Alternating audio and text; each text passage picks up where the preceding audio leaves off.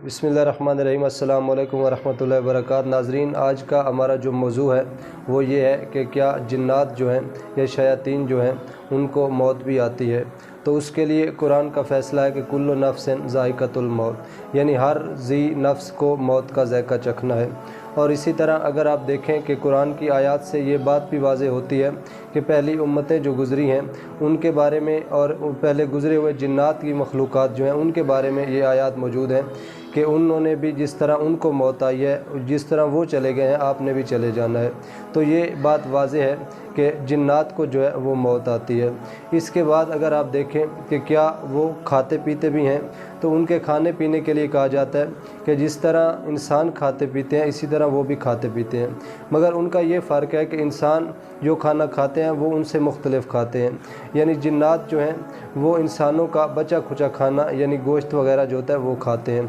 इसी तरह मासूमीन अलैहिस्सलाम की हदीस भी मौजूद हैं। मासूम फरमाते हैं कि जब आप गोश्त खाओ या ऐसा खाना खाओ तो उसमें गोश्त के अंदर हड्डियाँ जो बची होती हैं या हड्डियों के अंदर जो रस वगैरह होता है उसको नहीं ख़त्म करना चाहिए, हड्डियों को खाली नहीं करना चाहिए। मासूम फरमाते हैं वो जो होता है वो जिन्नात का हिस्सा होता है। तो इससे पता चला कि उनको जो है जो खाया नहीं जाना चाहिए बल्कि वो जिन्नात की ग़िज़ा होती है।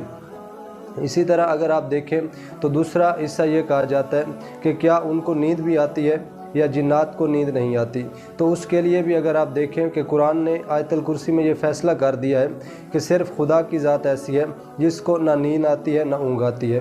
तो फिर उसके बाद पता चला कि बाकी जो जिन्नात या जो चीज़ें हैं उनको नींद भी आती है और ऊँघ भी आती है। यानी ये कुरान की जो आयत हैं या हदीस मासूमीन अलैहिस्सलाम है उनसे ये पता चलता है कि ये जिन्नात या शयातीन जो होते हैं ये इंसानों की तरह ही खाते पीते भी हैं और इनको नींद भी आती है और इनको मौत भी आती है। यानी ये खुदा का फ़ैसला जो है ये एक अटल फ़ैसला है।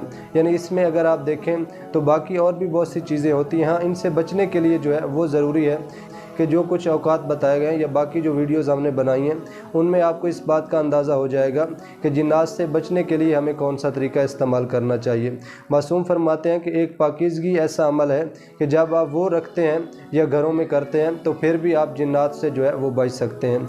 यानी ये चीज़ें जो हैं या तालीमात जो हैं इन पर जब हम अमल करेंगे तो फिर यकीनन हम ऐसी जिन्नात जो हैं या उनसे बच जाएंगे।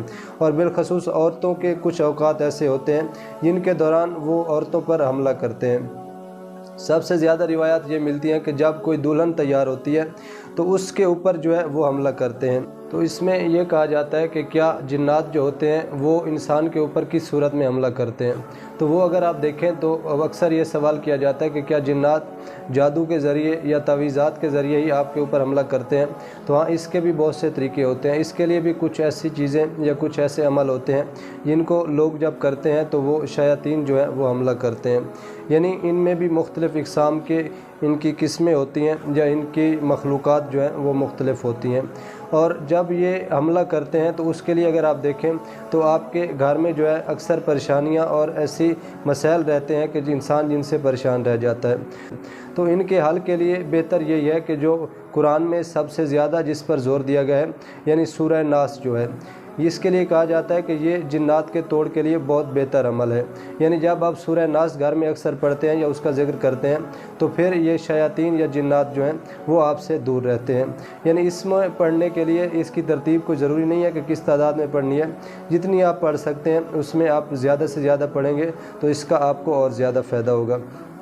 या इसके अलावा अगर किसी घर में खुदा न खास्ता इनका साया वगैरह हो जाए या किसी इंसान पर हो जाए तो उसके लिए ज़रूरी है कि इसका वो फ़ौरन तोड़ वगैरह जो है वो करवा ले, ताकि बाकी मसाइल जो हैं या बाकी घर वाले जो हैं वो इससे महफूज रह सकें। और इसके बाद अगर आप देखें तो मासूम फरमाते हैं कि घर में जो इंसान यानी बकरियों के बच्चे वगैरह पालते हैं तो फिर भी जो जिन्नात के बच्चे होते हैं वो उनके लोगों के बच्चों के ऊपर हमला वगैरह नहीं करते, जबकि वो बकरियों के बच्चों या जानवरों के बच्चों के साथ खेलते रहते हैं।